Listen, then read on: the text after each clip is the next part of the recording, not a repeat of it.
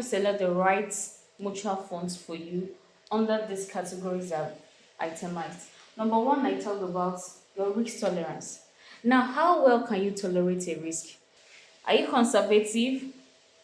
Can you take a moderate risk, or are you aggressive? Which means that can you take a high risk? Do you prefer to take high risk investments and you know that it's either you lose your money or you make a lot of money? If you are conservative, it means you don't want to lose your money no matter what. At least you want to get your capital back.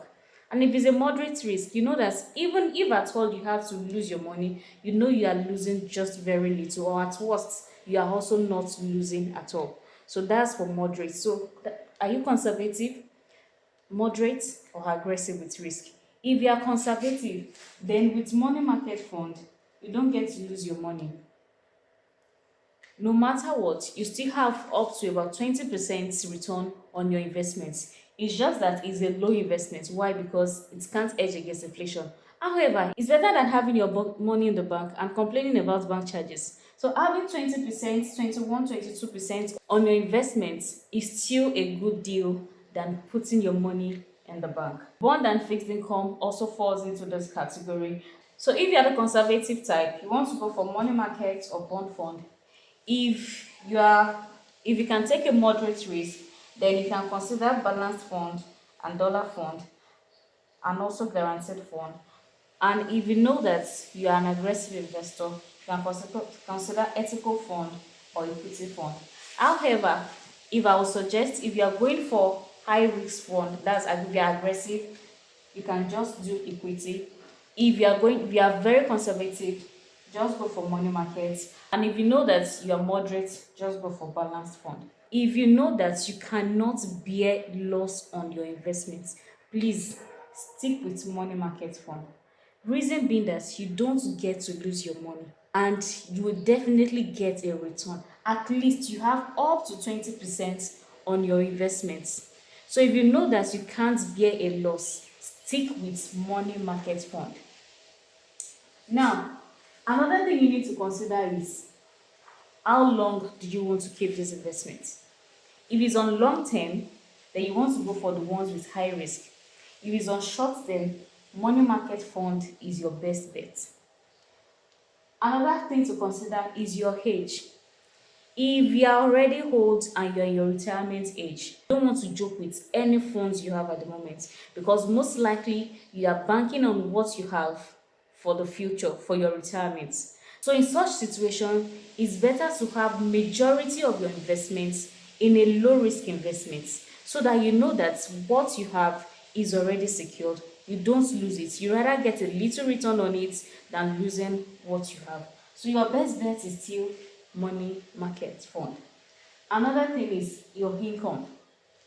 If you know you have the income that can sustain you already and you have much more, then you can consider high risk investments and also low risk investments. So you can diversify your funds. Some can be in high risk investments and others can also be in low risk investments. But if you're a low income earner, don't risk your funds. What is already coming in is low. If you invest and you lose it, investments will become frustrating for you. So if you're a low income earner, stick with money market fund. Now, knowledge. If you don't have knowledge and you know you are not ready to make the sacrifice to get knowledge on all these things, stick with money market fund. If you are ready to make research, then you can make research on all these things and decide which one works best for you. Another one we have is your goals. Why are you investing? Are you investing because you don't just want your money to be in the bank? Are you investing because you want to buy a car? Are you investing because you want to pay your children's school fees? Are you investing on a long term? Are you investing to buy a house? Are you investing for your retirement? The reason why you are investing determines where you put your investments. If your reason for investing falls under a short-term goal, then money market is still your to go. If your reason for investing falls under a medium-term goal, then consider balanced fund, guaranteed fund, and dollar fund. If you're on long-term investments, then you can consider equity fund. Because even if it's not doing well at the moment, you can tell that on the long run, it will still do well. Then another thing you can also check is the expense ratio.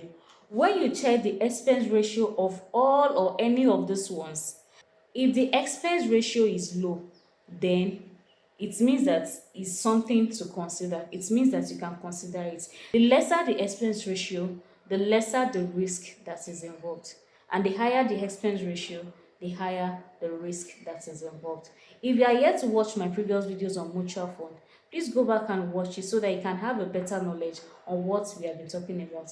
In my next video, I'm going to be talking to you about the banks to use, the fintech apps you can use, and the rates involved. So see you in my next video.